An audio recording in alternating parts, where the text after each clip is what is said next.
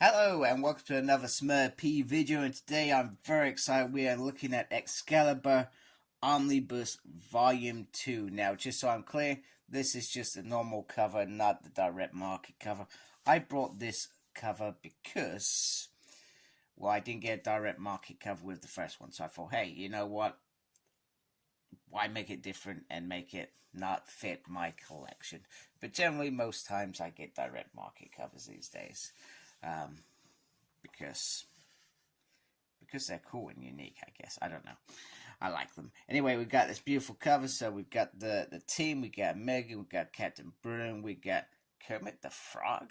I have no idea who that is. He's either related to this issue or he's part of Excalibur. So for those who watched my first Omnibus review, know that I've not read any Excalibur content. We also have Shadowcat, Lockheed, Nightcrawler, and Daffy Duck? No idea.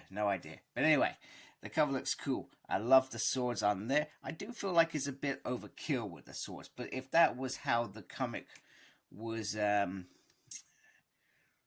done, in terms of the issues would have Excalibur like that with a sword through the middle and the two little swords being the X, then in my mind, I guess it makes sense.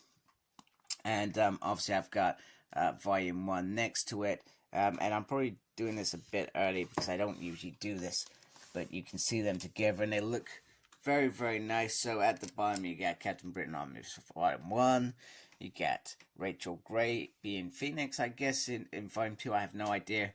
I have seen the cover for that, obviously, and you can instantly see that this is a smaller omnibus than Volume 1. There is a definite size difference.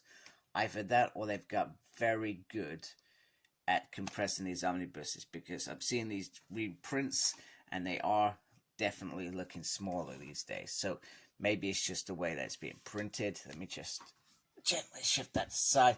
And I'm quite happy because with Volume 1, I guess due to the pandemic, it came out very, very late. And it says things are about to get weird. The strangest X team of 4 stars and ever more offbeat Avengers with co-creator Alan Davis returns to both write and draw, which is pretty cool.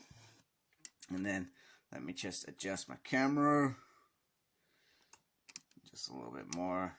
There we go. So what do we have? We have collected Excalibur 35 to 67. Excalibur Weird War 3, so is 2 and 1 in the first volume, perhaps. I really need just to read this, but I'm probably gonna wait until Volume 3 is announced. Now there's still 43 general issues, I think, of Excalibur. So could it just be 1/3 omnibus and then we're done with Excalibur? That would be really cool. It'd be really nice to actually have that done if that happens next year, which you would hope. Excalibur's The Possession, Excalibur Heir Apparent, Excalibur XX Crossing, Sensational She-Hulk 26, and material from Marvel Comics presents 75 and 1 to 10. Wow.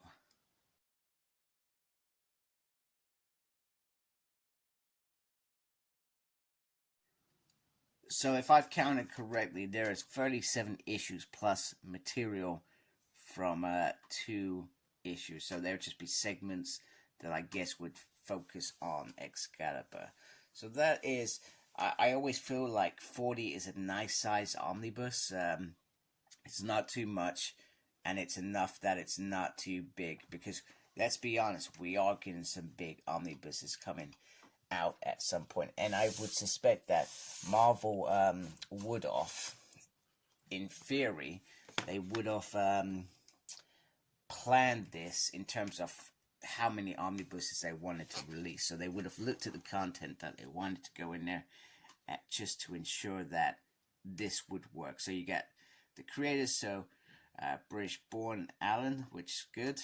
I'm English, so I like Alan already just because he's English. I have read some of his stuff, obviously. And you got Scott Labodelle, which is pretty awesome. It's amazing that two of the greatest X writers are actually English. You know, it makes me more prouder. Not for anything else being English, but just for that. And then it's got a little synthesis, and then it's got the characters at the bottom, which I feel is very cool. I do like that. That's pretty decent. Generally put the dust cover aside. So I got this from Forbidden Planet, and even though I had a few gripes earlier in the year, they seem to have redeemed themselves, because I am getting top service once again, and well-looked omnibuses being secured and safe sent out to me.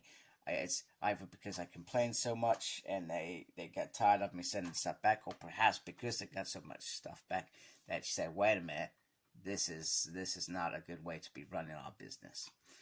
So they're back on top, and I'd rather go with them than Amazon. Even though I don't think this actually happens anymore. Amazon used to undercut everybody by sometimes 20 odd quid. That's a lot of money. If you pan out the amount of omnibuses we buy, it ends up being a lot of money.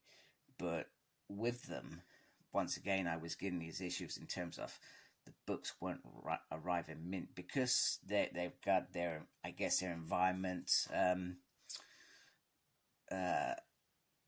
management plan. So I guess bubble wrap and those sort of things are not going to be things that they will want to be using in terms of their packaging, or it could be about money. Who knows? Who knows? Anyway, let's have a look inside the omnibus, and I'll try and do this properly. There we go.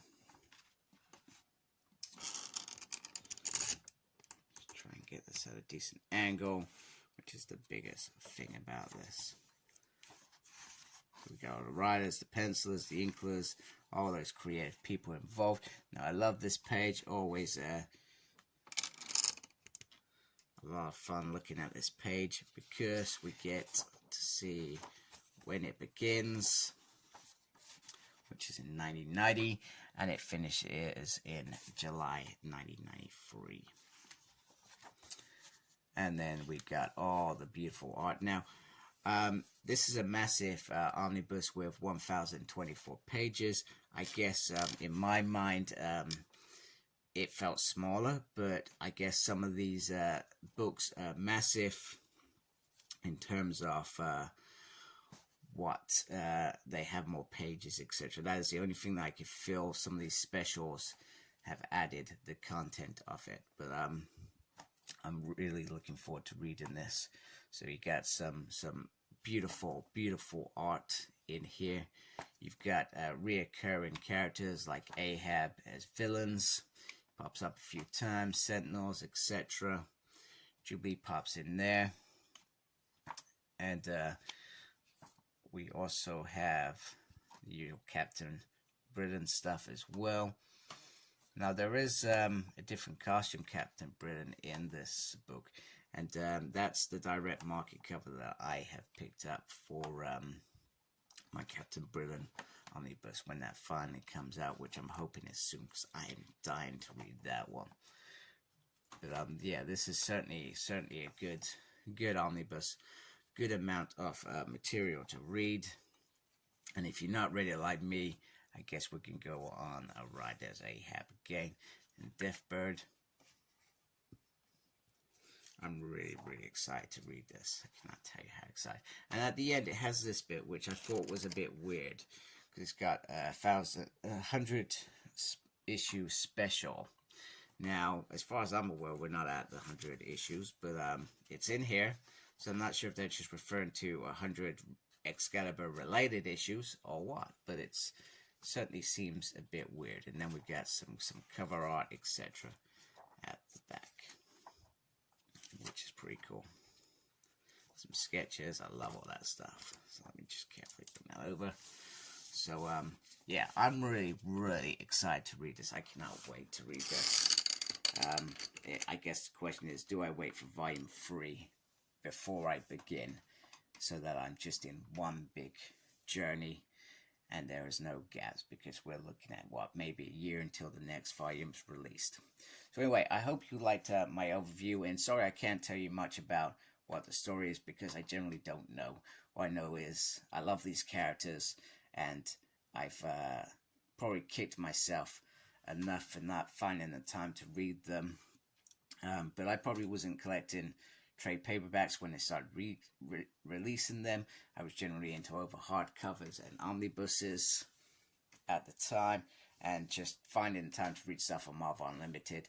There's a lot of stuff that I read on there as well, so sometimes it just doesn't pan out. So anyway, I hope you liked my video. Please support my channel by subscribing. I really appreciate it.